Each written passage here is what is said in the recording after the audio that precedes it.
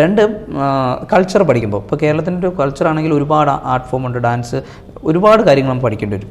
അപ്പോൾ അത് എവിടെ നിന്ന് പഠിക്കുക എന്നുള്ളതായിരുന്നു പിന്നെ ആ സമയത്ത് നമുക്കൊരു ഡൗട്ട്.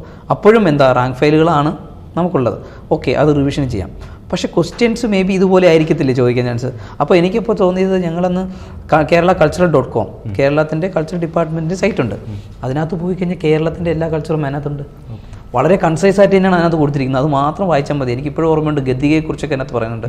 അപ്പോൾ അതുപോലെ കുറേ എല്ലാത്തിനെ കുറിച്ചും വളരെ സ്പെസിഫിക് ആയിട്ട് പറയുന്നുണ്ട്. ഞാനത് വായിച്ചു പോയി, സ്പെസിഫിക് ആയിട്ടുള്ള ക്വസ്റ്റ്യൻ അതിൽ നിന്ന് എനിക്ക് കിട്ടി. അതെൻ്റെ ലെക്കായിരിക്കാം, ഇനി ചിലപ്പോൾ അത് വർക്കാവണമെന്ന് എനിക്കറിയത്തില്ല. പക്ഷേ ഒഫീഷ്യലായിട്ടുള്ള കാര്യങ്ങൾ പഠിച്ചു കഴിഞ്ഞാൽ, അത്തരം കാര്യങ്ങൾ പഠിച്ചു കഴിഞ്ഞാൽ നല്ലതാണ്.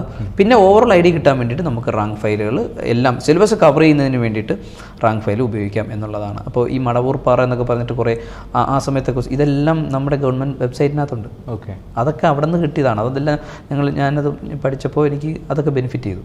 അപ്പോൾ അതാണ് ചെയ്യുന്നത്. പിന്നെ കേരള ഹിസ്റ്ററി ശ്രീധരമൻ്റെ ടെക്സ്റ്റ് ഉണ്ട്, അത് വായിച്ചാൽ നല്ലതാണ്. എല്ലാവരും വായിക്കുമെന്ന് എനിക്കറിയത്തില്ല. ഞാൻ സത്യം പറഞ്ഞാൽ അത് വായിച്ചിട്ടില്ല, കുറച്ചേ വായിച്ചിട്ടുള്ളൂ. ബാക്കി കേരളത്തിൻ്റെ ഹിസ്റ്ററിയെക്കുറിച്ച് നമുക്ക് റാങ്ക് ഫയൽ ഏതെങ്കിലും കിട്ടുമ്പോൾ അത് ഒന്ന് കൺസിസ്റ്റൻ്റ് വായിച്ച് അണ്ടർസ്റ്റാൻഡിങ് നടത്തുക എന്നുള്ളതാണ്.